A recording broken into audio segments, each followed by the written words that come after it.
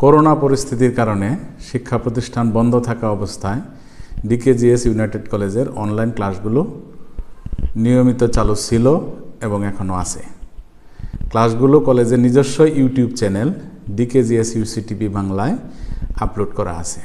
প্রিয় শিক্ষার্থীরা, তোমরা চ্যানেলটিকে সাবস্ক্রাইব করে সংযুক্ত থাকবে আশা করছি। আমরা মুছে ফেলতে পারি। নাম্বার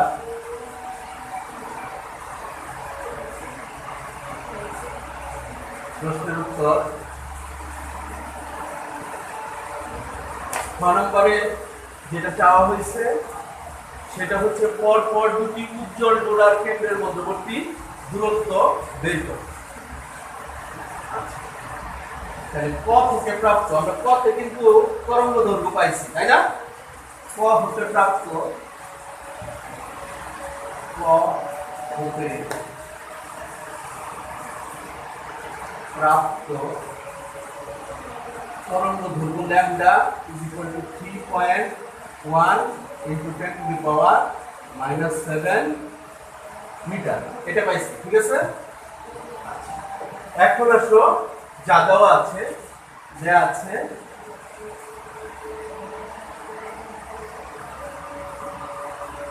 সেটা হচ্ছে a, তীর দুটির মধ্যবর্তী দূরত্ব 0.4 into 10 to the power -3 metre.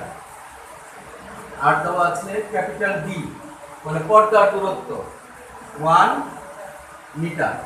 ঠিক আছে?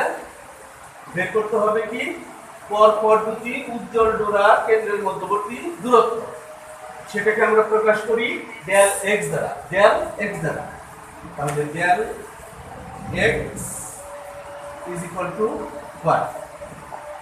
আমরা জানি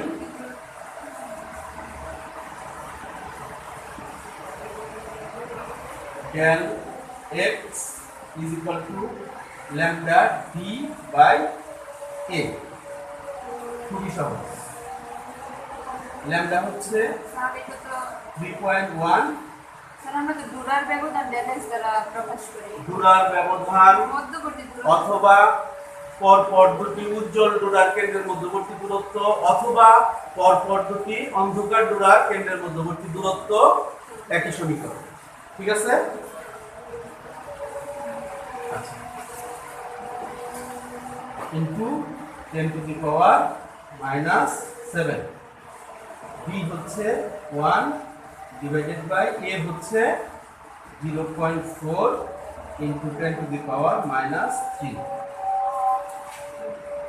হিসাব করো কত আসে। del x is equal, একজন ক্যালকুলেটর চাপো।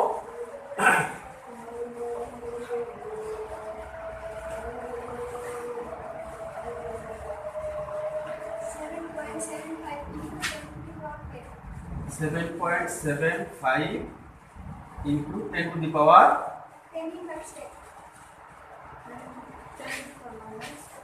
10 to the power minus 10 to the power -4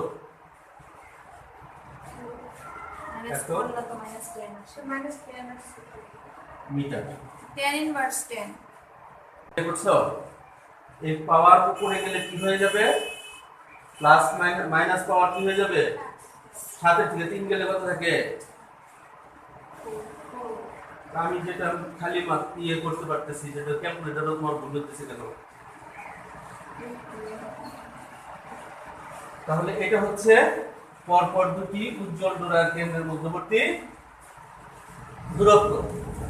clear? আচ্ছা, আমরা এখন 3 নাম্বার প্রশ্নের উত্তরে যেতে পারি নাকি? হ্যাঁ, না বুঝলে বলবা কিন্তু। ওকে, তাহলে গ নাম্বারে আমরা আসি। গ,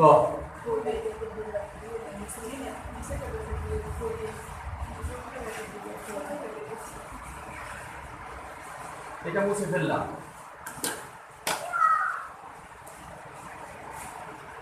ক হতে প্রাপ্ত এটা লাগবেই, তাই না?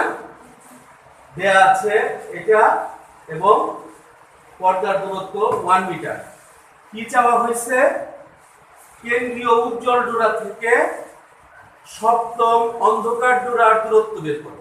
কেন্দ্রীয় উজ্জ্বল ডোরা থেকে সপ্তম অন্ধকার ডোরার দূরত্ব বের করো। তাহলে সপ্তম যেহেতু বলছে, তাহলে এখানে n এর মান কত হবে? 7। ঠিক আছে, কেন্দ্রীয় উজ্জ্বল ডোরা থেকে সপ্তম অন্ধকার ডোরার দূরত্ব, n তম অন্ধকার ডোরার দূরত্বকে আমরা প্রকাশ করি ডেল এক্স n ড্যাশ, এটা দিয়ে, তাই না? যেখানে n এর মান এখানে 7, এটা বের করতে বলা হয়েছে।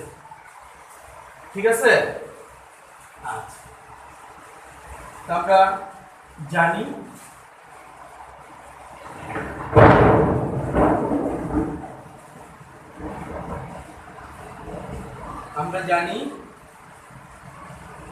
কেন্দ্রীয় উজ্জ্বল ডোরা থেকে n-তম অন্ধকার ডোরার দূরত্বের সমীকরণ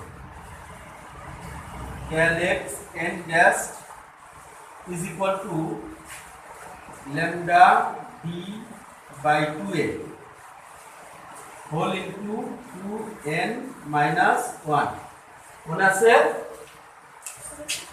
আসো, del x n dash is equal to lambda d divided by 2a whole into 2n minus 1। এই সমীকরণটা কার? কেন্দ্রীয় উজ্জ্বল ডোরা থেকে n-তম অন্ধকার ডোরার দূরত্ব। ঠিক আছে, আচ্ছা, তো আমরা মানগুলো বসায় ফেলি। ল্যামডা হচ্ছে 3.1 into 10 to the power minus 7, d হচ্ছে 1, 2 গুণন এর মান হচ্ছে 0.4 into 10 to the power minus 4, sorry 10 to the power minus 3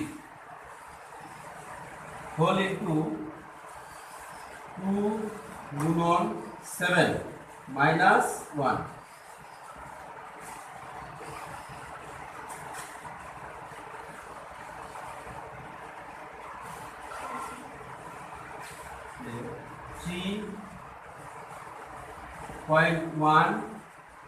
into এই পাওয়ার 2 করে গেলে 10 টু দি পাওয়ার মাইনাস 4 হয়ে যাবে, ডিভাইডেড বাই এইটুকু যদি আমরা গুণ করি 0.8 ইন্টু 7 গুণ 14 একবার যাবে, কত হবে? 13।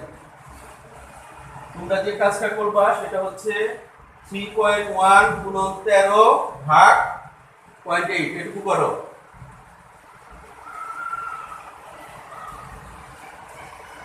3.1 into 13 ভাগ 0.8, তাহলে এটাই হচ্ছে কেন্দ্রীয় উজ্জ্বল ডোরা থেকে সপ্তম অন্ধকার ডোরার দূরত্ব। ঠিক আছে, আচ্ছা, তাহলে আমরা কয়টা করলাম? 3টা। আমরা এখন পরের প্রশ্নটার উত্তর করব। পরের প্রশ্নটা কি? পর্দার উপরস্থ পি বিন্দুটি উজ্জ্বল নাকি অন্ধকার হবে তার গাণিতিক বিশ্লেষণ দাও। ঠিক আছে, তো আমরা এটা মুছে ফেললাম।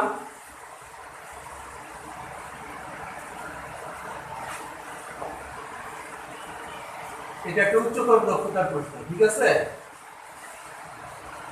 আমি এখানে 2টা উচ্চতর দক্ষতার প্রশ্ন উপস্থাপন করছি আর 3টা দিছি প্রয়োগমূলক। ঠিক আছে, ক খ গ এটা প্রয়োগমূলক থাকার সম্ভাবনা আছে, আর ঘ এবং উ, ঠিক আছে, 2টা উচ্চতর দক্ষতা থাকার সম্ভাবনা আছে। ক থেকে প্রাপ্ত, ক হতে প্রাপ্ত আলোর তরঙ্গ দৈর্ঘ্য lambda is equal to 3.1 into 10 to the power minus 7।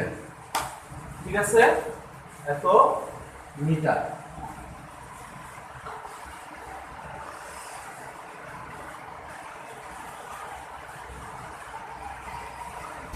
চিরদ্বয় হতে চির দুটি হতে পি বিন্দুতে আগত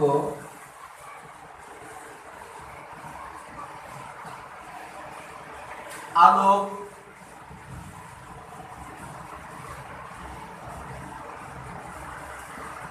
তরঙ্গ দুটির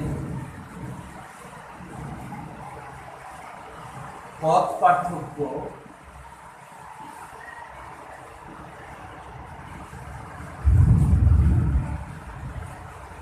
ডেল্টা, পথ পার্থক্যকে ডেল্টা দ্বারা প্রকাশ করা হয়।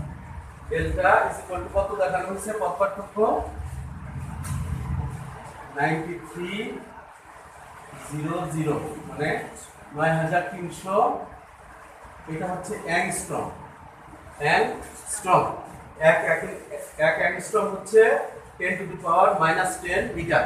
তাহলে এটাকে যদি আমরা মিটারে প্রকাশ করি 10 টু দি পাওয়ার -10 দিয়ে গুণ করতে হবে, is equal 9300 into 10 to the power -10 meter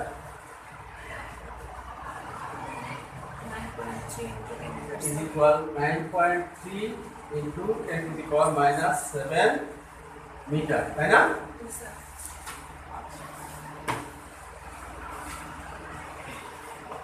আমরা জানি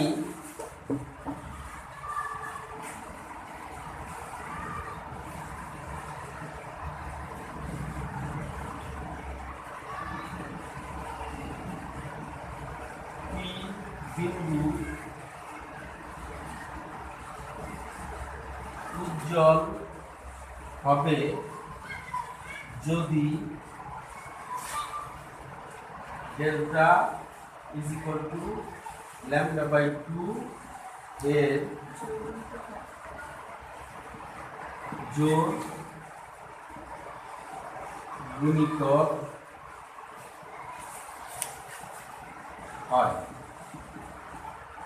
এবং পি বিন্দু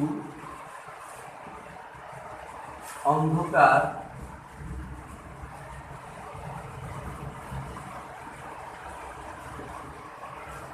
হবে যদি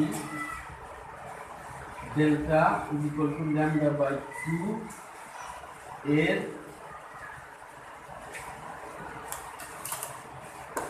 বিজোড় গুণিতক হয়। বিজোড় গুণিতক হয়। এই যে শর্ত, এই শর্তটা লিখে দিতে হবে। এটি হচ্ছে নীতি, বুঝছো? লিখে আমরা যদি দেখাইতে পারি যে এই λ/2 এর ডেল্টা λ/2 এর জোড় গুণিতক, তাহলে আমরা বলবো পি বিন্দু উজ্জ্বল, আর যদি হয় বিজোড় গুণিতক তাহলে পি বিন্দু অন্ধকার। লেখা হয়েছে তো জানা, মুছে ফেললাম। এখন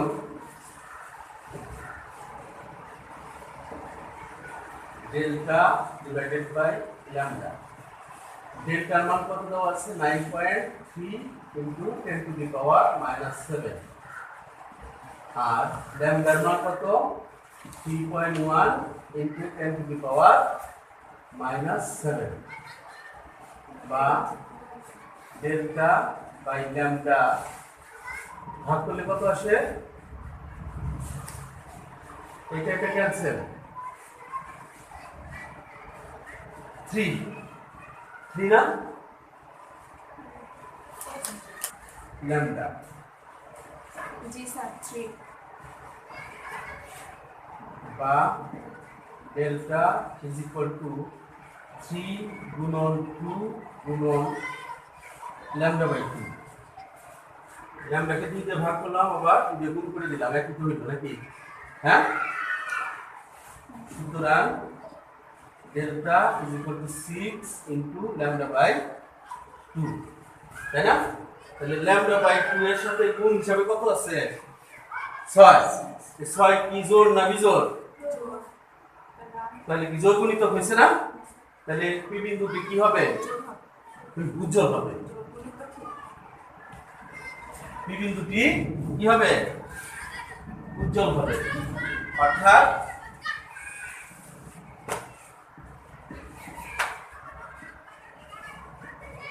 পি বিন্দুটি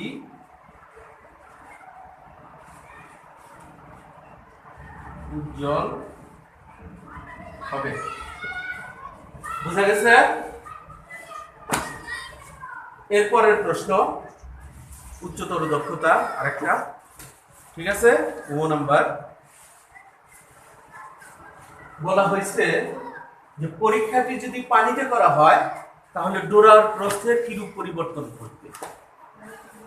তাহলে আমার তো বায়ুতে পরীক্ষা করলে যে ডোরার প্রস্থ সেটাকে জানতে হবে, তারপর পরীক্ষাটি পানিতে করে ডোরার প্রস্থ বের করবো। দুটার মধ্যে যদি পার্থক্য থাকে তাহলে আমরা বলবো ডোরার প্রস্থের পার্থক্য আছে এবং কতটুকু পার্থক্য আছে সেটাও আমরা বিয়োগ করে বলে দেব, ঠিক আছে? এটা মুছি বলি।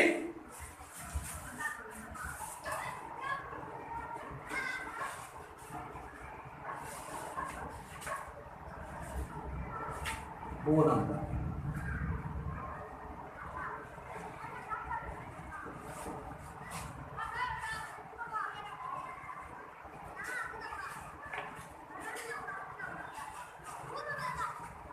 এখানে বায়ুতে আলোর তরঙ্গ দৈর্ঘ্য, আলোর তরঙ্গ দৈর্ঘ্য lambda is equal to 3.1 into 10 to the power minus 7 metre. মানে আমরা কোথা থেকে পাইছিলাম এটা? ক হতে।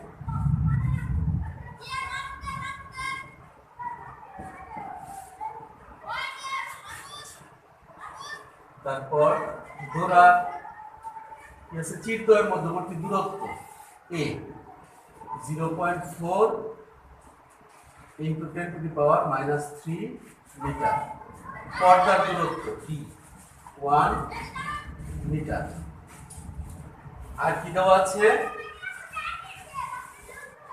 পানির প্রতিসরণাঙ্ক দেওয়া আছে, পানির প্রতিসরণাঙ্ক দেওয়া আছে।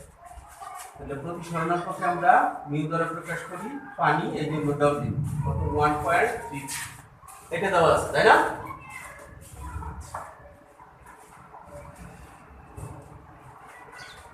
বায়ুতে ডোরার প্রস্থ, বায়ুতে ডোরার প্রস্থ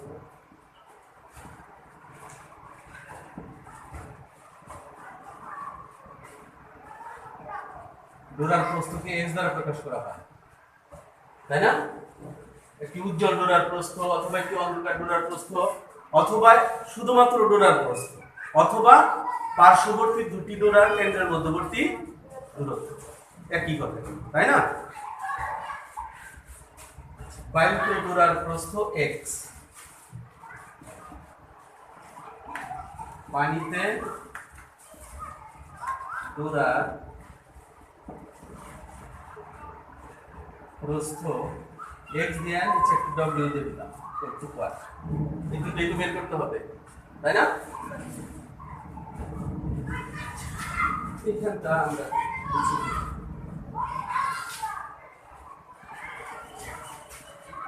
আমরা জানি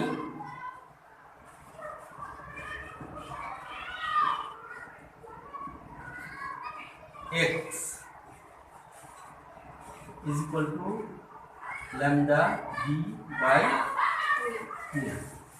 lambda হচ্ছে 3.1 into 10 to the power minus 7, b হচ্ছে only 1, 2 into এর মান হচ্ছে 0.4 into 10 to the power minus 3।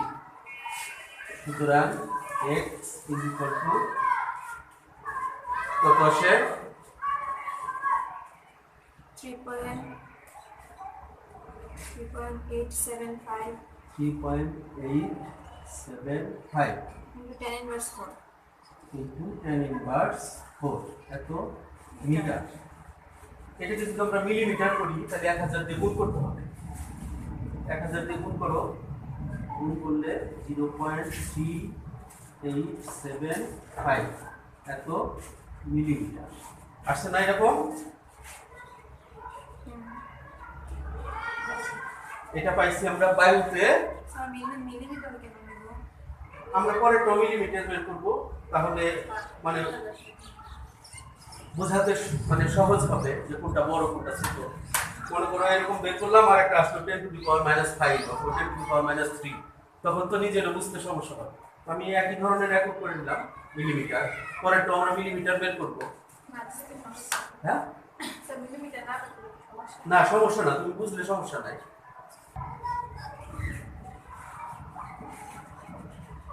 এই যে মিউ ডব্লিউ কার প্রতিসরণাঙ্ক? পানির প্রতিসরণাঙ্ক। কোন মাধ্যম সামনে নাই, তার মানে কি বায়ু আছে, তার মানে বায়ুর সাপেক্ষে পানির প্রতিসরণাঙ্ক। ঠিক আছে, সি ডিভাইডেড বাই সিডব্লিউ। আলোর বেগের সাথে প্রতিসরণাঙ্কের সম্পর্ক হচ্ছে এটা, জানো 99%। এখানে যদি এ দেই তাহলে সিএ বাই সিডব্লিউ করছি না? হ্যাঁ, এখানে এ দেওয়া আর না দেওয়া একই কথা। ঠিক আছে, আচ্ছা দিয়ে দিলাম। ওটা বোঝায় বায়ু, এয়ার। বায়ুতে আলোর বেগ ডিভাইডেড বাই পানিতে আলোর বেগ, তাই না? আবার এটাও করছি v f ল্যামডা, তাই না? বেগ হচ্ছে কম্পাঙ্ক গুণন তরঙ্গ দৈর্ঘ্য, তাই না? তাহলে b তো বেগ, c তো বেগ, আলোর বেগ, এটা লেখা যাবে না? ওটা যদি লেখা যায় তাহলে আমরা এটাও তো লিখতে পারি f lambda a divided by f lambda w। ঠিক আছে, বেগ পরিবর্তন হয় তরঙ্গ দৈর্ঘ্যের পরিবর্তন। ঠিক আছে, নির্দিষ্ট বর্ণের কম্পাঙ্ক একই রকমই। ঠিক আছে, তাহলে এটার মান কত?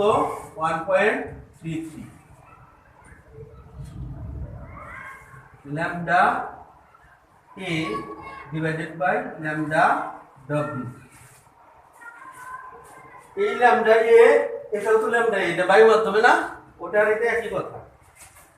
বা 1.33 is equal to 3.1 into 10 to the power -7 divided by lambda w।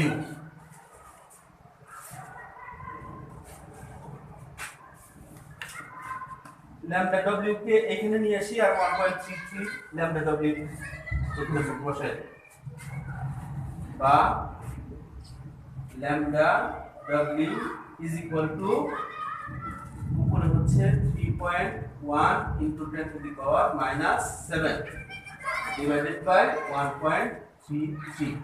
এই 3.1 কে 1.33 দিয়ে ভাগ করো, তাই লিখো lambda w, হ্যাঁ 2.33 into 10 to the power -7 এত মিটার। এটা পাইলাম পানিতে তরঙ্গ দৈর্ঘ্য। এই যন্ত্রটাকে যদি পানিতে ডুবাইয়া দেই তাহলে ছিদ্রের মধ্যবর্তী দূরত্বের পরিবর্তন হবে? হবে না। ওটা তো একটা স্ট্রাকচার, কঠিন বস্তু, তাই না? একটা বাক্স। এই পর্দা, এটাও তো একটা কি বস্তু, তাই না? নির্দিষ্ট দূরত্বে স্থাপন করেছে, শুধুমাত্র চারদিকের মাধ্যমটা চেঞ্জ হয়ে গেছে। বুঝতে পারছো? তার মানে এগুলার পরিবর্তন নেই, শুধুমাত্র তরঙ্গ দৈর্ঘ্যের পরিবর্তন হয়।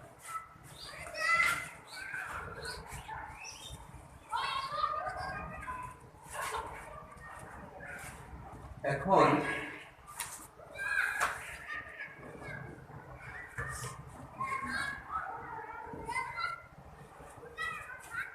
x w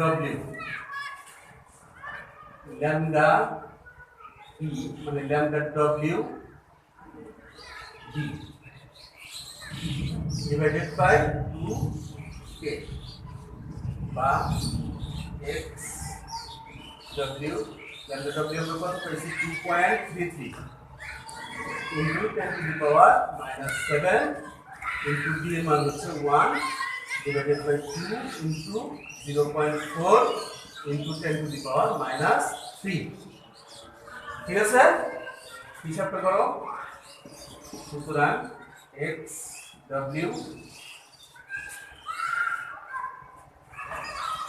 না 2.91 into 10 আবার 25 আছে আচ্ছা into 10 to the power minus 4 আচ্ছা এত মিটার তাই না স্যার যদি এত বড় মান আসে তাহলে 2.91 পর্যন্ত নিলেই হবে না হ্যাঁ তা হবে আর দিলেও ক্ষতি নেই এটা কি 1000 দিয়ে গুণ করলে মিলিমিটার হবে তাহলে x সরি 0.29125 এত মিলিমিটার ঠিক আছে এটা যেহেতু 5 ঘর আছে 5 আছে আমরা যদি 4 ঘর নেই তাহলে এটা বাদ দিয়ে এখানে 3 লিখে দিতে পারবো বুঝলা না তাহলে এখানেও 4 ঘর এখানেও 4 ঘর এটা কোনটা বড় এটা বড় না এটা তো ছোট হ্যাঁ তাহলে পানিতে পরীক্ষা করলে টোনার প্রশ্ন কি কমবে না বাড়বে কমবে দেখো অর্থাৎ পরীক্ষাটি পানিতে করা হলে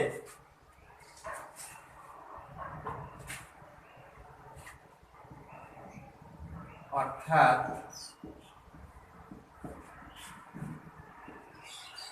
পরীক্ষাটি পানিতে করা হলে ডোরার প্রস্থ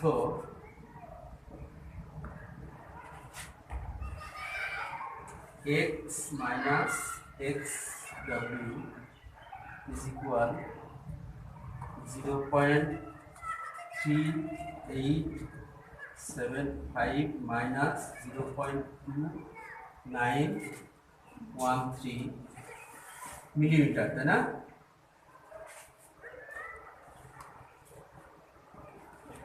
মিলিমিটার